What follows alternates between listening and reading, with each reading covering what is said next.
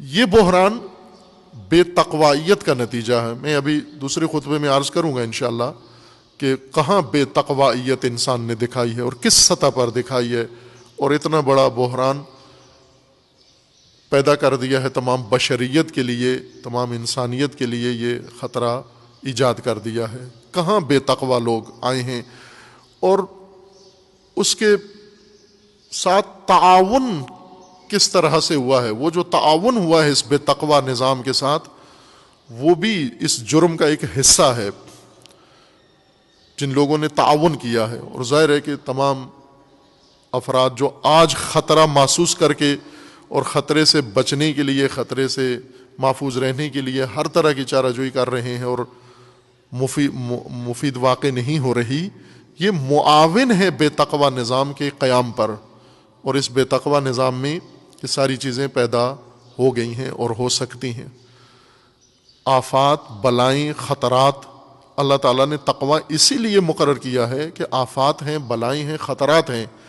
اگر آفات و بلائیں اور خطرات نہ ہوتے تقوی کی کوئی ضرورت نہیں تھی، حفاظتی تدبیر کی ضرورت ہی نہیں تھی.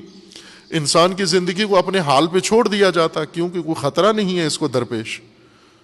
تقوی کی کیا ضرورت ہے انسان کو؟ چونکہ خطرات ہیں اور خطرات کی نوعیت مختلف ہے. انسان کو خطرات انسان کی جانب سے ہیں، انسان کو خطرات ماحول کی جانب سے ہیں، انسان کو خطرات اپنے نفس کی جانب سے ہیں، انسان کو خطرات طبیعت کی وجہ سے ہیں، طبعی آفات انسان کے لیے خطرہ ہیں. ان تمام خطرات سے محفوظ رکھنے کے لیے تدبیر کی ضرورت پڑی ہے، تقوی کی. اب جب انسان نے زمین پہ زندگی بسر کرنی ہے، زمینی زندگی خطرات میں گھری ہوئی ہے، زمینی زندگی آفات میں گھری ہوئی ہے، محاصرے میں ہے، آفات اور خطرات اور بلیات کے محاصرے میں ہے. اب جب چاروں طرف بلکہ شش جہات سے جب انسانی حیات کو خطرات درپیش ہیں، تو ایسے میں مؤثر تدبیر اقدام تقوی ہے تاکہ یہ زندگی انسان کی محفوظ رہ سکے، آفات سے مقابلہ بھی کر سکے، خطرات کو آنے سے پہلے ان خطرات کو روک سکے. جو خطرات درپیش ہو چکے ہیں، دامنگیر ہو چکے ہیں، ان خطرات کو کس طرح سے اپنے سے دور کرے، حیات انسانی سے دور کرے. یہ وہ ساری تدبیر تقوی کے زمرے میں اور تقوی کی تفسیر میں آتی ہے. اگر یہ تقوی تفسیر ہوتا، یہ تقوی معلوم ہوتا، یہ تقوی دین کا انسان کے لیے وضاحت ہو جاتا، کم از کم مومن کے لیے، تو بہت سارے خطرات جن میں آج ہم آسانی سے مبتلا ہو گئے ہیں، یہ سارے خطرات سے بچ سکتے تھے.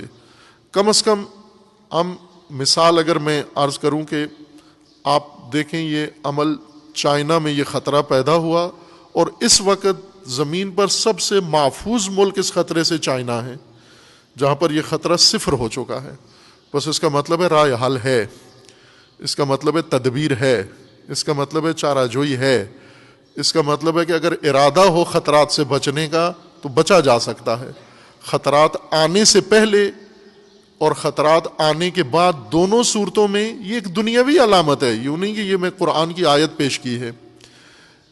خطرہ سب سے پہلے جس ملک و قوم کو پیش آیا اور ساری دنیا نے اس کا بائیکاٹ کیا، آج وہ محفوظ ترین زمین ساری دنیا کے مقابلے میں بن چکی ہے.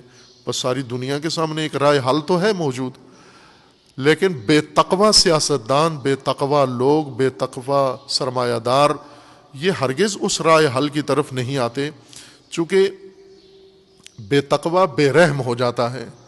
بے تقوی جیسے عرض کیا تھا نا کہ وہ خطرات میں، بحرانوں میں ڈوبا ہوا جب ایک بڑے بحران کو دیکھتا ہے جس سے چھوٹا بحران اس کا سنبھل جائے یا اس کو تھوڑی دنوں کے لیے نجات ملے، تو وہ خوش ہوتا ہے کہ اچھا ہوا. مثلا کسی کا باپ مر گیا اور باپ مرنے سے قرض خواہ ٹل گیا، تو اس کو باپ مرنے کا نقصان نہیں ہوا، اس کو باپ مرنے کی کوئی صدمہ نہیں ہے، دکھ نہیں ہے. اس نے کہا ٹھیک ہوا، وقت پہ مرا ہے، میں سخت مشکلات میں تھا، جیل جا سکتا تھا، کیس ہو سکتا تھا مجھ پر، اینڈ ٹائم پر اس کی وفات نے لوگوں کو مجھ سے تھوڑی دیر کے لیے دور کر دیا. یہ بے تقوی انسانوں کی منطق ہوتی ہے. بحرانوں کا سہارا لے کر مشکلات اپنی یا اپنے گروہ کی یا اپنے اقتدار کی مشکلات کو بحرانوں کے ذریعے سے حل کرنا، یہ راہ حل ہے، راہ نجات ہے سب کے لیے.